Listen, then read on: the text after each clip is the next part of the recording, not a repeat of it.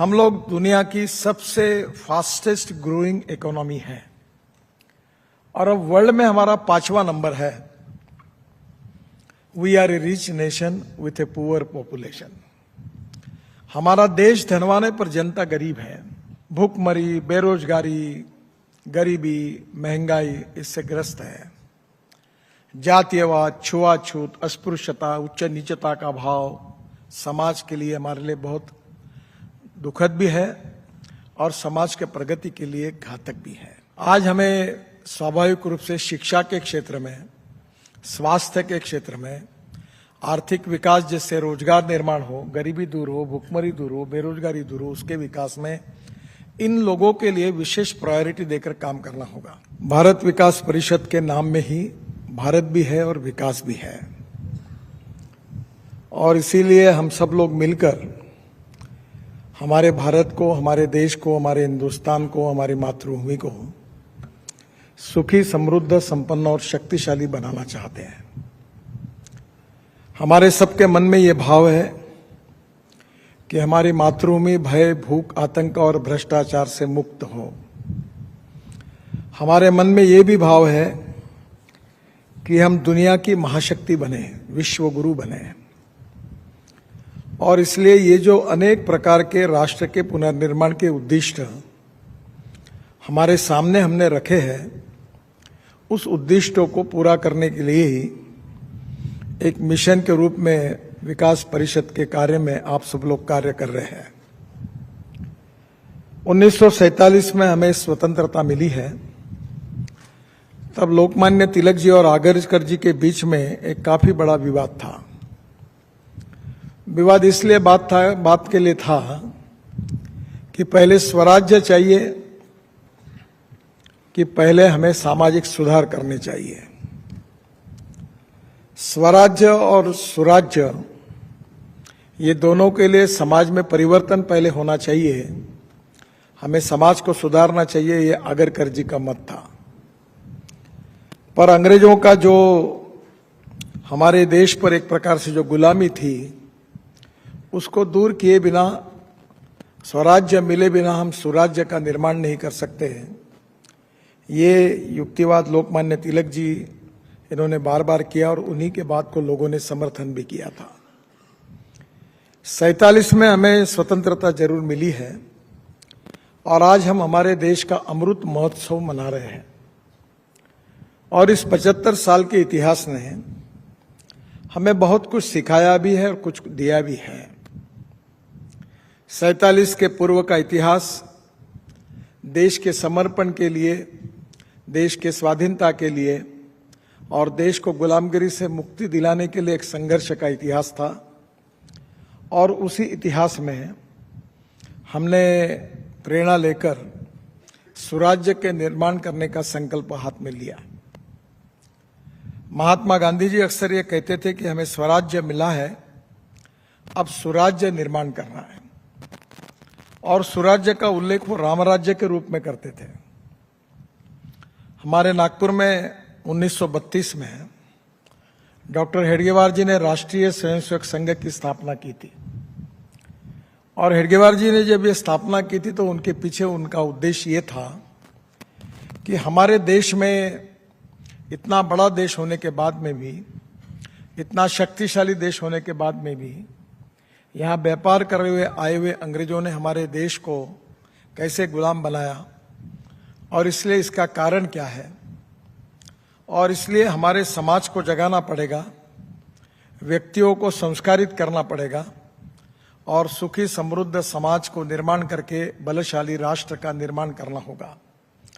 अगर ये हम करेंगे तो ही हमारा देश भविष्य में प्रगति कर सकेगा और इसी भाव से उन्होंने राष्ट्रीय स्वयंसेवक संघ की स्थापना की। आज हमारे देश में हम सब काम करते समय उद्दिष्ट के बिना तो कोई कार्य नहीं होता। हिंदी गीतों में एक गीत था, मैं तो चला जिधर चले रास्ता, मुझे क्या फिक्र है कहाँ मेरी मंजिल, मैं तो चला जिधर चले रास्ता। ऐसी तो हमारी सफर नहीं है। हमारा उद्दिष्ट निश्चित है और उद्दिष्ट निश्चित होने के कारण हम सबको अलग अलग क्षेत्र में किस प्रकार से कार्य करना है, यही हमारे सामने सबसे बड़ा चैलेंज है। भारत विकास परिषद के बारे में आपकी हमारी जो वैचारिक भूमिका है, उसमें हम सामाजिक दायित्व के साथ, सामाजिक जिम्मेदारी के साथ, social consciousness and social responsibility के साथ हम समाज में गुणात्मक परिवर्तन करने के लिए कार्य करते हैं। सेवा के क्षेत्र में काम करते हैं, शिक्षा के क्षेत्र में काम करते हैं, सांस्कृतिक क्षेत्र में काम करते हैं, और जो गरीबी, भूखमरी और बेरोजगारी है, इसको दूर करने के लिए हम आर्थिक विकास के भी क्षेत्र में काम करते हैं। अलग अलग क्षेत्र से जो कुछ काम होता है उसे अंततोगत्वा समाज परिवर्तन में उसका कुछ न कुछ योगदान होता है, और इसी योगदान के पीछे अलग अलग कार्यकर्ता, अलग अलग संगठन अपने वैचारिक भूमिका के साथ लगातार लगे हैं। पर अभी भी हम उद्दिष्ट से काफी दूर है, और उद्दिष्ट से दूर है इसलिए हमको हमारी गति बढ़ानी होगी, और गति बढ़ाने के बाद वो उद्दिष्ट को पूरा करना होगा। हम लोग दुनिया की सबसे फास्टेस्ट ग्रोइंग इकोनॉमी है, और अब वर्ल्ड में हमारा 5वां नंबर है। We are a rich nation with a poor population. हमारा देश धनवान है पर जनता गरीब है। भूखमरी, बेरोजगारी, गरीबी, महंगाई इससे ग्रस्त है। जातीयवाद, छुआछूत, अस्पृश्यता, उच्च नीचता का भाव समाज के लिए, हमारे लिए बहुत दुखद भी है और समाज के प्रगति के लिए घातक भी है। सामाजिक समता और आर्थिक समता, social equality and economic equality समाज में प्रस्तापित हो। और विशेष रूप से एक भी बड़ी समस्या है कि हमारे समाज में दो विशेष रूप से वर्गों के बीच का अंतर बहुत ज्यादा है। जैसे सामाजिक विषमता है, वैसे आर्थिक विषमता भी बड़ी है।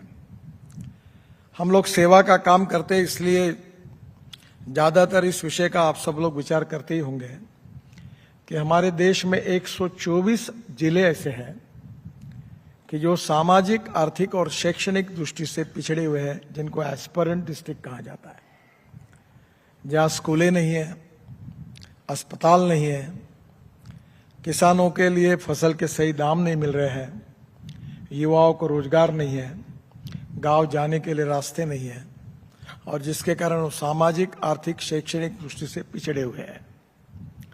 हमारे देश में जो अर्बन क्षेत्र है, शहरी क्षेत्र है, उसमें ज्यादातर हम काम करते हैं, उसमें विकास काफी हुआ है। पर 1947 में 90% लोग आबादी गांवों में रहती थी, अब 25 से 30% माइग्रेशन हुआ है। ये जो गांव छोड़कर जो लोग आए हैं, जो मुंबई, दिल्ली, कलकत्ता, चेन्नई, बड़े बड़े शहरों में आए हैं, ये कोई खुशी से नहीं आए, ये मजबूरी से आए। गांव में अच्छे स्कूल नहीं, गांव में अस्पताल नहीं, गांव में अच्छा लिविंग नहीं, गांव में रोजगार नहीं, गांव में अपना पेट पानी, जो कुछ संसार उनको चलाना है वो चला नहीं पाते। गरीबी, भूखमरी और बेरोजगारी के कारण गांव छोड़कर शहरों में आए हैं। उससे शहरों की भी समस्याएं निर्माण हुई है, और इसलिए स्वाभाविक रूप से विकास परिषद और भारत का विकास करने के लिए हमें गंभीरता से सोचना होगा कि हमको किस मार्ग से जाना है, और वो मार्ग जो है वो इफेक्टिव होगा। आजकल फास्ट फूड का जमाना है, एलोपैथिक मेडिसिन लोग इसलिए पसंद करते हैं, वो डॉक्टर को बोलते हैं इंजेक्शन लगा दो, इन्हें जल्दी आराम पड़ेगा। अब लोगों की अपेक्षा ये भी कि हमें जल्दी परिणाम मिलने चाहिए, और परिणाम मिलने चाहिए, इसलिए हमें भी हमारे विकास की कार्यक्रमों को और नीतियों को इस दृष्टि से तय करना होगा कि कम समय में ज्यादा से ज्यादा उद्देश्य पूरा करने में हम कैसे कामयाब होंगे। ये काम कठिन है पर इम्पॉसिबल नहीं है।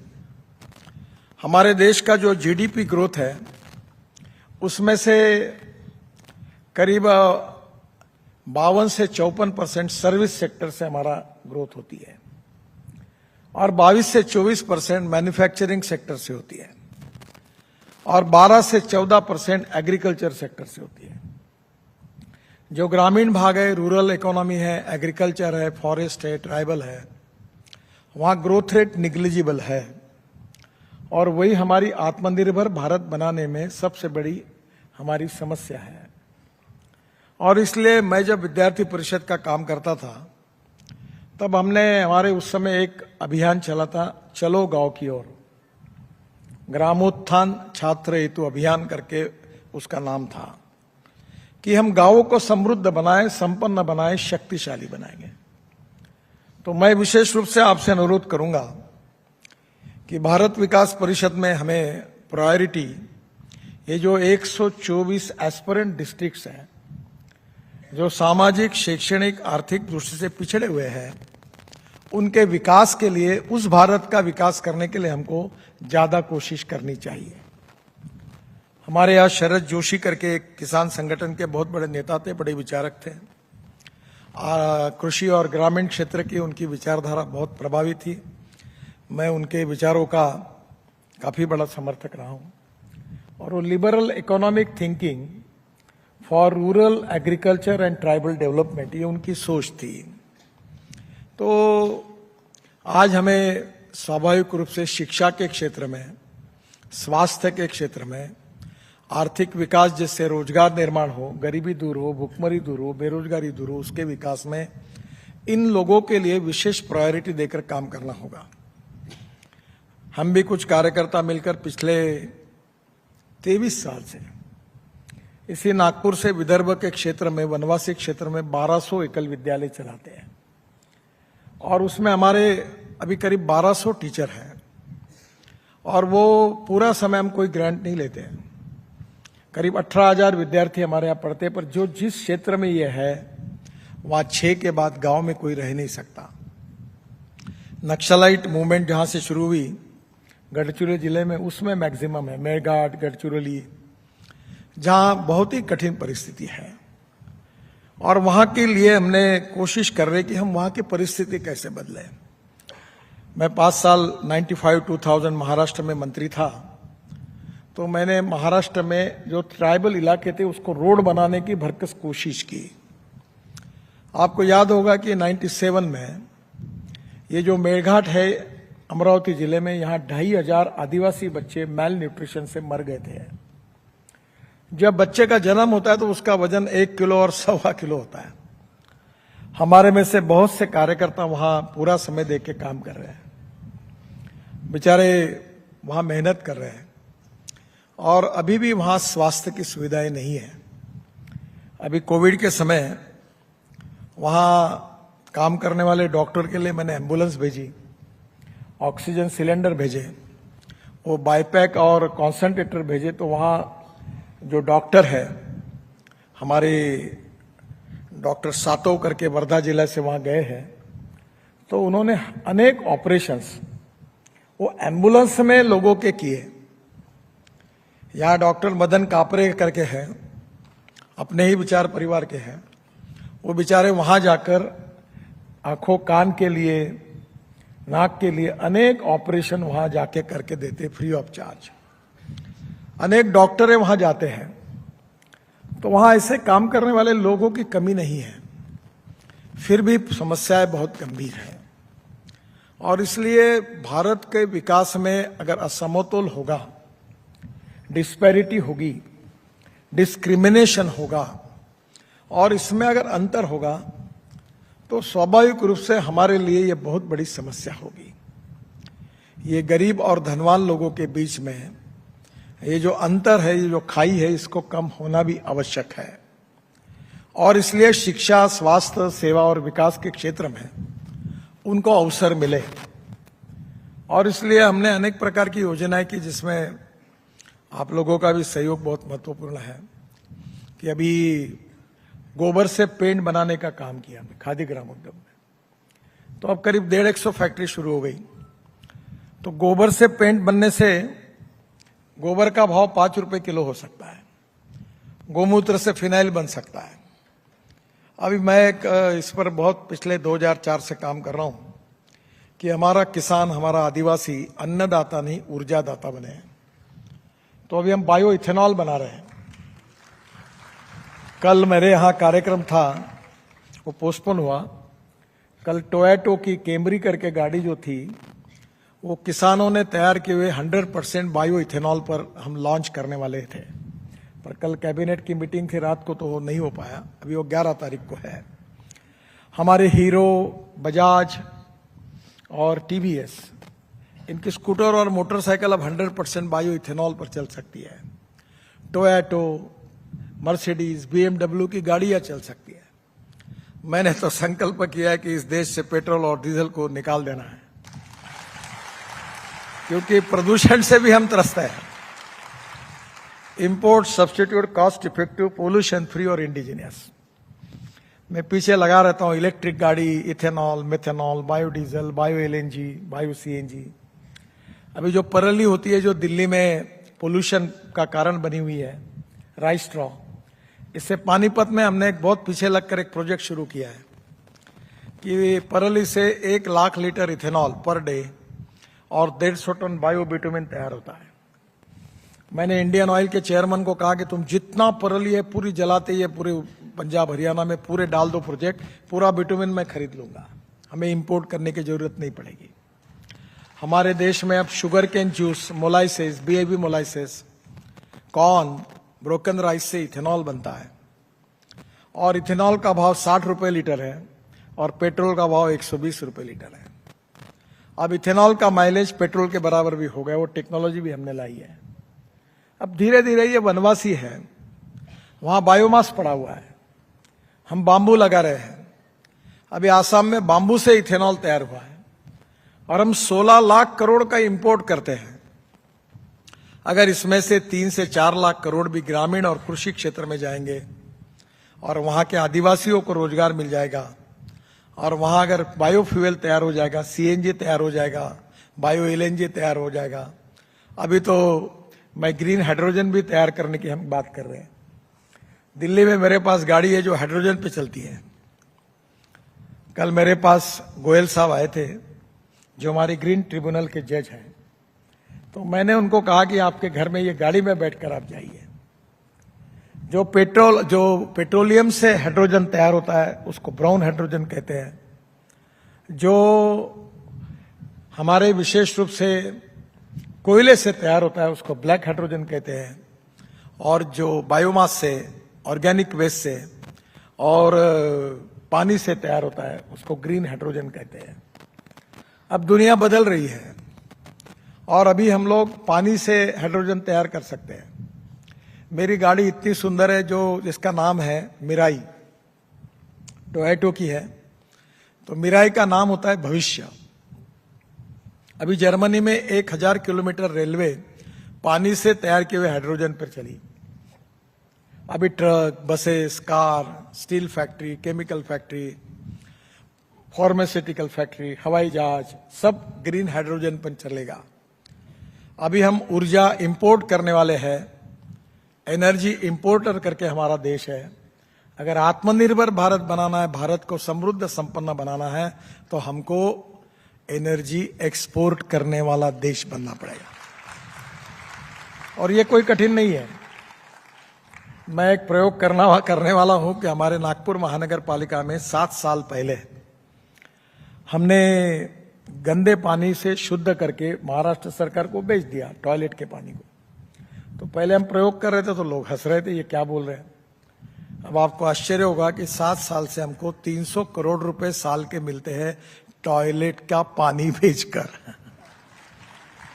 तो हमारी विचारधारा है कि योजकस तत्र तंत्र दुर्लभा, no one is waste, no material is waste, it is depending upon the appropriate technology, appropriate vision, appropriate leadership, कि हम सामान्य व्यक्ति को असामान्य बना सकते हैं और वेस्ट मटेरियल से हम वैल्यू एडिशन करके वेल्थ क्रिएट कर सकते हैं, वेस्ट टू वेल्थ। और यही हमारी फिलॉसफी है। डॉक्टर हेडगेवार जी यही कहते थे कि सामान्य लोगों को संगठित करके, उनको अच्छे संस्कार करके उन व्यक्तियों को असामान्य बनाना, यही संघ के व्यक्ति निर्माण का जो कार्य है, यही तो प्रोसेस है। नानाजी देशमुख पहली बार जब नागपुर कार्यालय आए थे वाशिम से, तो कार्यालय में साफ सफाई का काम करने के लिए आए थे, पर वहां से संस्कार लेकर वो संघ का परिग लग गया तो कितने बड़े हो गए। दत्तोबन जी के साथ एक रामदास जी करके थे, अभी नहीं है, वो भी अच्छे हैं। वो यहाँ एक देहात में थे, दत्तोपंत जी के साथ काम करते करते वो बहुत बड़े कार्यकर्ता बन गए। तो हमारी संगठन में ये ताकत है, और इसलिए technology, innovation, research, successful practices, skilled, इसको हम नॉलेज कहते हैं, और conversion of knowledge into wealth and conversion of waste into wealth हमारा भविष्य है। तो ये दिव्यांगों को कोई खुर्ची बांटना, किसी को चश्मा देना, ये बहुत प्रिलिमिनरी काम है, इससे नहीं हो पाएगा। हमने अभी 40,000 लोगों को नागपुर में देश का सबसे बड़ा कैंप किया। हमारे आमदार बैठे मोहन मते, इनके मतदार क्षेत्र में 10,000 लोगों को हमने अभी 40,000 लोगों को 40 करोड़ का साहित्य बांटा है। ये आवश्यक है। अभी मैं दिव्यांगों के लिए 12 करोड़ रुपए का सुंदर पार्क बना रहा हूं, बहुत ही टेक्नोलॉजी का उपयोग करके, कि अंधा आदमी भी ब्रेन लिपि में हाथ लगाएगा तो पढ़ लेगा क्या है, उसके लिए पूरी नई टेक्नोलॉजी से बना रहे हैं। पर यह पर्याप्त नहीं है। जो सोशियो इकोनॉमिक ट्रांसफॉर्मेशन हमें करना है, जो आर्थिक विषमता दूर करनी है, सुखी, समृद्ध, संपन्न, शक्तिशाली राष्ट्र बनाना है, सुपर इकोनॉमिक पावर देश को बनाना है, और विशेष रूप से विश्वगुरु बनाना है भारत को, तो हमें और गति से काम करना होगा, और वो सभी क्षेत्रों में काम करना होगा। जो सरकार में है वो सरकार में काम करेंगे, जो संगठन में है वो संगठन में काम करेंगे। उद्देश्य सबका एक ही है कि राष्ट्र का पुनर्निर्माण कैसे हो, और इसी भाव से राष्ट्रीय विचारधारा के आधार पर भारतीय विकास परिषद कार्य कर रही है। और मुझे बहुत विश्वास है कि आने वाले समय में बहुत चैलेंजेस हैं, और मैं अक्सर लोगों को एक बात कहता हूं कि there are some people who convert problems into opportunities and there are some people who convert opportunities into the problem. तो अभी जमाना यह है कि कम समय में ज्यादा काम कैसे करना। अभी हम हाईवे बना रहे हैं, तो दिल्ली से मुंबई जाने के लिए 30 घंटा लगता है, अब 12 घंटे में जाएंगे। दिल्ली से देहरादून जाने के लिए 9 घंटे लगते हैं, इस दिसंबर एंड तक 2 घंटे में जाएंगे। दिल्ली से हरिद्वार 2 घंटे में जाएंगे। दिल्ली से अमृतसर 4 घंटे में जाएंगे। दिल्ली से चंडीगढ़ 2.5 घंटे में जाएंगे। दिल्ली से जयपुर 2 घंटे में जाएंगे। दिल्ली से कटरा 6 घंटे में जाएंगे। दिल्ली से श्रीनगर तो 8 घंटे में जाएगा, और चेन्नई से बेंगलोर 2 घंटे में जाएंगे। इसलिए क्योंकि लॉजिस्टिक कॉस्ट कम हो। अब आप सब उद्योग व्यापार से जुड़े हुए हैं, हमारी लॉजिस्टिक कॉस्ट 14%, 16% है। और अगर हमने रोड अच्छे बना दिए और डीजल और पेट्रोल के बजाय अगर सीएनजी, एलएनजी लगाया, अभी मैंने एलएनजी का ट्रक लॉन्च किया पूना में, तो एक ट्रक एक बार 1400 किलोमीटर चलता है, और 100 रुपए के डीजल के बजाय 50 रुपए का डीजल लगता है, तो कॉस्ट कम होगी। इलेक्ट्रिक ट्रक आ रहा है, इलेक्ट्रिक बस आ रही है। अभी बेंगलोर में मैं गया था, तो मैं हवा में उड़ने वाली डबल डेकर बस शुरू करना सोच रहा हूं कि हवा में लोग उड़ते जाएंगे। तो ये नथिंग इज इम्पॉसिबल। तो ये क्या है, ये प्रगति और विकास हर क्षेत्र, एग्रीकल्चर, रूरल, ट्राइबल, टूरिज्म, हम सब क्षेत्रों को अच्छा करें। अभी हम लोग बड़े धार्मिक श्रद्धा हैं। मैं अयोध्या के लिए 40,000 करोड़ के काम कर रहा हूं। अभी मथुरा के लिए, भगवान श्री कृष्ण के लिए 35,000 करोड़ के काम कर रहा हूं, वहां के डेवलपमेंट के। मैं 4 धाम के लिए 12,000 करोड़ का रोड बना, बद्रीनाथ, केदारनाथ, गंगोत्री, यमुनोत्री। बुद्ध सर्किट के लिए 22,000 करोड़ के रोड बन गए। वो जैन स्थान था, वहां जोड़ रहे। अभी अमृतसर में स्वर्ण मंदिर के लिए मैंने वो बीच में रोड से 4 ब्रिजेस बनाकर 4 गुरुद्वारों को रोड से जोड़ा है।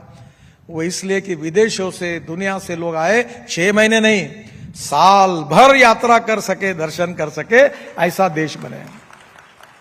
अभी मानस सरोवर का रोड 90% पूरा हुआ है पिथौरागढ़ से, भारत से। तो मेरी इच्छा है कि हम मानस सरोवर जाना है तो नेपाल जाने की जरूरत नहीं, हम हिंदुस्तान से जाएंगे। तो ये एक एक चीज जो होगी उसी क्षेत्र का कहीं ना कहीं फायदा होगा। तो वैसे ही भारत विकास परिषद एक कैटलिस्ट है। सामाजिक आर्थिक परिवर्तन में, राष्ट्र के पुनर्निर्माण में और भारत के विकास में आपकी महत्वपूर्ण भूमिका है। और इस भूमिका के लिए 2 ही बातों का मैं आपसे रिक्वेस्ट करूंगा कि इसकी एप्रोप्रिएट विजन आप तैयार करिए। देखिए, लकड़ी तोड़ने वाले के शरीर से कितना भी पसीना निकलता है तो भी वो कभी पहलवान नहीं बनता। केवल मेहनत करने से नहीं होगा, एप्रोप्रिएट विजन होनी चाहिए। जो पहलवान बनता है वो बराबर कसरत उसी प्रकार से करता है।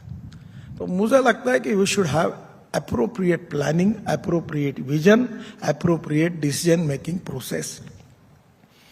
मैं अक्सर एक बात कहता हूं, you can donate eye but you can not donate vision. Lack of vision ये हमारी समस्या होती है. तो आप जैसे प्रमुख लोग चिंतन करके हम कौन से कार्यक्रम करें, कौन सी दिशा में करें, कहां करें, कैसे करें, उसका सोशियो इकोनॉमिक कितना परिणाम हुआ है, हमारा उद्दिष्ट के नजदीक कितने हम पहुंचे हैं, इसका मूल्यांकन हम करेंगे तो पता चल. जैसे सरकार में हम ऑडिट करते हैं, फाइनेंशियल ऑडिट इंपॉर्टेंट है पर परफॉर्मेंस ऑडिट नहीं होता. तो performance audit is more important than financial audit. मैं स्कूल में था तो एक लड़का था, तो वो हमारी परीक्षा में फेल हो गया. तो उसके माता पिता को स्कूल में आया और हमारे स्कूल टीचर के पास वो बैठ के बोलते, इतना दिन भर अध्ययन करता, फेल कैसे हुआ. तो उनका आक्षेप था कि ये 4-4 घंटे दिन भर ये करता, अभ्यास करता और ये कैसे फेल हो गया. तो टीचर ने उसको पूछा, तुम क्या करते हो. बोले, मैं दिन भर जब स्कूल में आता हूं तो सब चीजों को मैं रफ में लिखता हूं और घर जाके मैं फेयर करने का काम करता हूं. तो ये रफ से फेयर करने से कुछ नहीं होगा, खाया पिया कुछ नहीं, गिलास फोड़ा अटरना वाली कहानी है. You need to have a planning कि जिससे कारण इतना परिणाम उसका निकले, तब देश आगे जाएगा. और इसीलिए विवेकानंद जी की भविष्यवाणी थी, मुझे भी जल्दी जाना है, वो पूरी करने की आपकी और हमारी सबकी जिम्मेदारी है. उन्होंने अमेरिका में कहा था कि 18वीं सदी जो है वो मुगल सल्तनत की थी, सब जगह मुगल बादशाह थे. 19वीं सदी जब आई तब यूनियन जैक सब तरफ था, अंग्रेजों का राज्य था. ये लोग कहने लगे थे कि ये जो सूरज है अंग्रेजों का, ये कभी नहीं जाएगा, अस्त नहीं हुआ इसका. पर 20वीं सदी जो आई थी वो विशेष रूप से अमेरिका एक सुपर पावर करके उनका बोलबाला था. और तब विवेकानंद जी ने कहा था कि 21वीं सदी जो है वो हिंदुस्तान की है, वो आपकी और हमारी है. और इसी को पूरा करने के लिए, इस उद्दिष्ट को पूरा करने के लिए कम समय में ज्यादा से ज्यादा परिणाम निकालकर राष्ट्र के पुनर्निर्माण में हम क्या कंट्रीब्यूट कर सकते हैं, यही हमारी सबसे बड़ी एजेंडा है. समस्या भी है, आह्वान भी है और चैलेंज भी है. और इसमें आप लोग बहुत अच्छी कोशिश कर रहे हैं और प्रयास भी कर रहे हैं, कोशिश भी कर रहे हैं. निश्चित रूप से हम सबके सामूहिक प्रयासों को इसमें सफलता मिलेगी, हमारा उद्दिष्ट पूरा होगा और हमारा भारत विश्व गुरु बनेगा, दुनिया के नंबर 1 की महाशक्ति बनेगा. और हमारा अध्यात्म, हमारा योग विज्ञान, हमारी मूल्याधिष्ठित जीवन पद्धति, परिवार पद्धति, हमारा इतिहास, हमारी संस्कृति, हमारी विरासत, इसके सब के आधार पर हम विश्व को दिशा देंगे.